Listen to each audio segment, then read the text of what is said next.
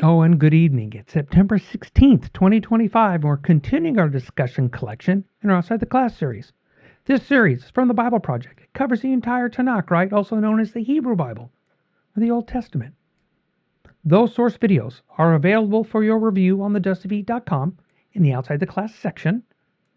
Because the intent of Outside the Class, if you listen to the in-class lecture first, we try to keep these to about 15 minutes. We really want to make them easy to catch up on. So we're on a quest, scroll by scroll, book by book, or journey through this collection, but maybe it's with a fun and different twist. Our hope with the Dusty Feed is to foster discussion and help build and support communities. If you are not already connected to a community or just want to share and interact, this community has 4 primary ways to interact. 1. DustyFeet.com. That's our primary place to find everything. You are always free to comment. 2. Facebook, at the Dusty Feet. These videos and other videos are also available for comment and discussion. And 3. We have a Discord channel. The invite link is there below. Be vocal, be written, be loving. And 4, and as always, you are welcome to send an email to bob@thedustyfeet.com. These places, they will be moderated, and guidelines will be set to ensure healthy, safe discussion.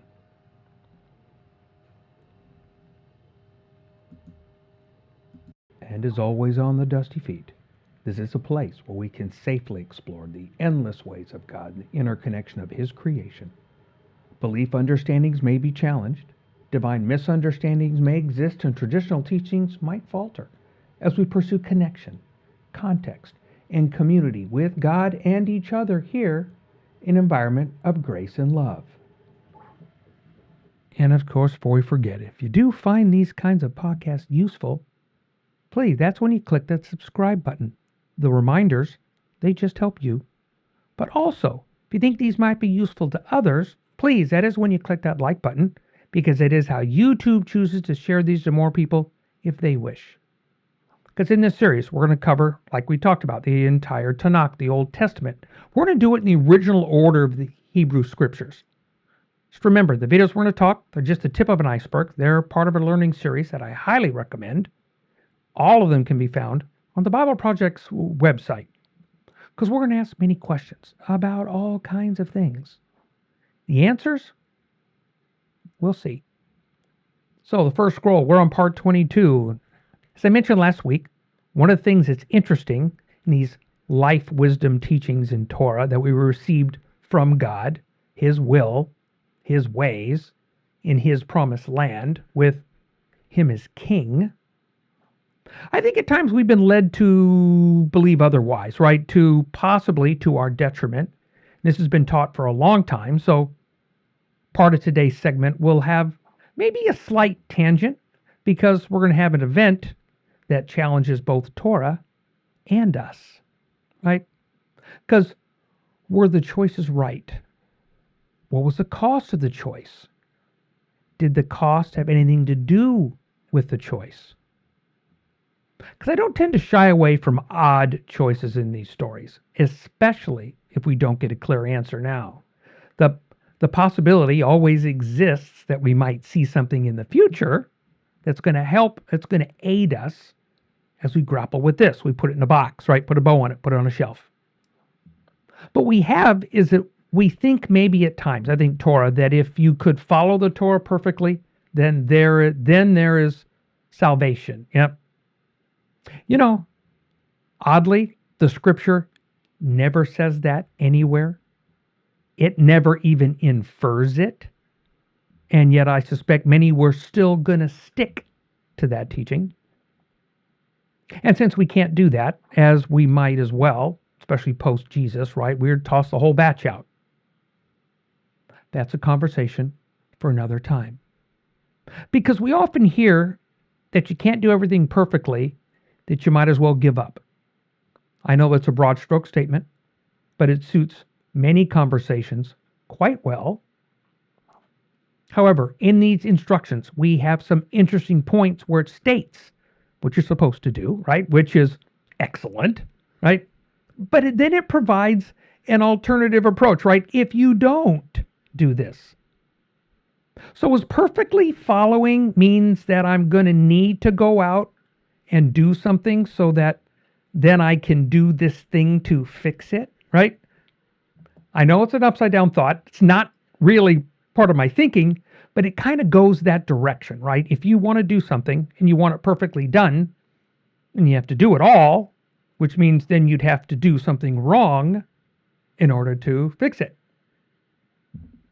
I know that sounds a little convoluted, but it tells you how sometimes when you start to really look at things a bit, certain things seem to fall apart. But in this one, and one of the things that we're addressing here in this particular story is going to be something where God had set up something to be, right? Its purpose was clearly laid out. And yet we're going to see a practiced exception here. So I guess the fun discussion is, do you think God agrees with this or not? You start at verse 1 of 21. Then David came to Nob, to Ahimelech the priest, and Ahimelech came trembling to meet David. He said to him, "Why are you alone? No one is with you." David said to Ahimelech the priest, "The king has commissioned me with a matter, and he has said to me, 'Let no one know anything about the matter which I'm sending you, and with which I have commissioned you, and I have directed young men to a certain place. Now, therefore, what do you have on hand? Give me 5 loaves of bread, or whatever can be found." The priest answered and said to David, "There's no ordinary bread on hand, but there is consecrated bread. If only the young men had kept themselves from women." So David answered the priest and said to him, "Surely women have been kept from us as previously as I set out, and the vessels of the young men are holy. Though it was an ordinary journey, how much more than today would their vessels be holy?" So the priest gave him the consecrated bread, for there was no bread but the bread of the presence, which was removed from before the Lord, in order to put hot bread in its place when it was taken away. Now, one of the servants of Saul was there that day, detained before the Lord, and his name was Doeg, the Edomite, the chief of Saul's shepherds.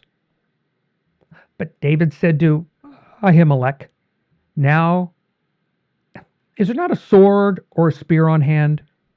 For I brought neither my sword nor my weapons with me, because the king's matter was urgent." Then the priest said, "The sword of Goliath, the Philistine, whom you killed in the valley of Elah, behold, it's wrapped in a cloth behind me, behind the ephod. So if you take it for yourself, take it, for there's no other except this." David said, "There's none like it. Give it to me." You know, it wasn't until the last time I read this, going through this, preparing for this, that it finally popped out at me. 5 loaves. David has more than a few men with him. But a king to be, 5 loaves. Food needed. Seems we've heard something like this before.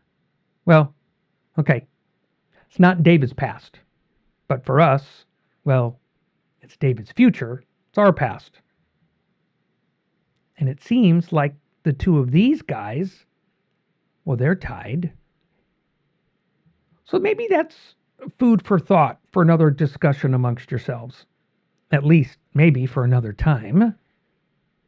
Because we have a lot happening here. We have David on the run, so he's going to a priest in a town, and he misleads the priest. Okay, yes, he lies. He tells the priest he's on a super secret business, right?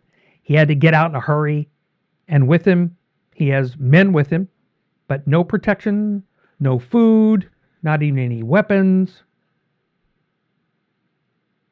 And the thing that got me here, the strange part, is that I don't have any answers, right? We know why David's lying, right? He's on the run from the king. Maybe he's not sure where the loyalty lies with the priest. I think it's probably safe to assume that it would probably fall with Saul, right? That makes sense. But it's interesting. Ahimelech comes out and he's already trembling. So I think maybe he's aware of something that makes him nervous enough to come out uneasy. So David and he have this conversation. He says, look, I don't have any food except for the bread that's in the tabernacle, and that's for God and the priests.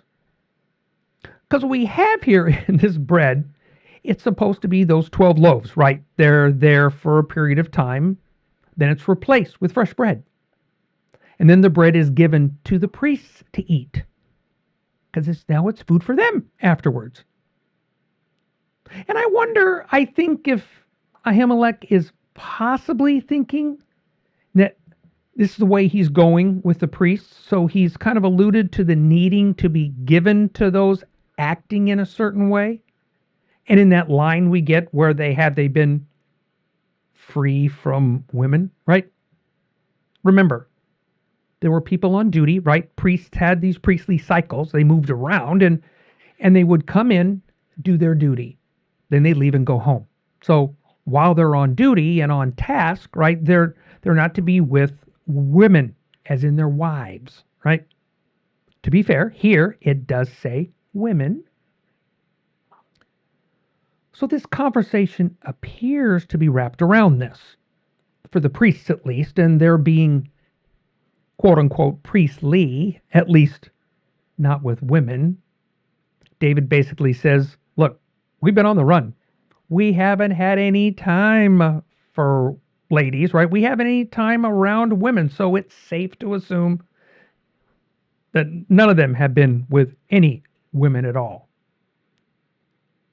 So Ahimelech gives the bread. And he gives the sword of Goliath. It's over there behind the clothes, right? And David gladly takes it. He's very aware of the history of this particular sword. He knows its capabilities, and he knows what it weighs because he carried it all the way there himself.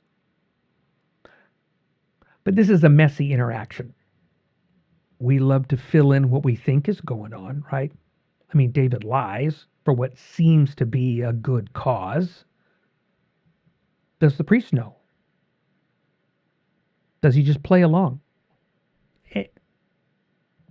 It even understands that there's a need for food for David and his men. He gets it. Does the no women ease Ahimelech's conscience? Does it ease it a bit anyways by giving David this food? There's no clear answers. Plenty to be accountable for. And in a chapter, we will actually find out some of the consequences for these concerns and these choices. And it's messy. It's going to leave us thinking. How far does a noble cause go? Because things, well, they still have to be dealt with. So thanks for with us tonight. I'm looking forward to exploring more next week with the first scroll of Samuel on the Dusty Feet.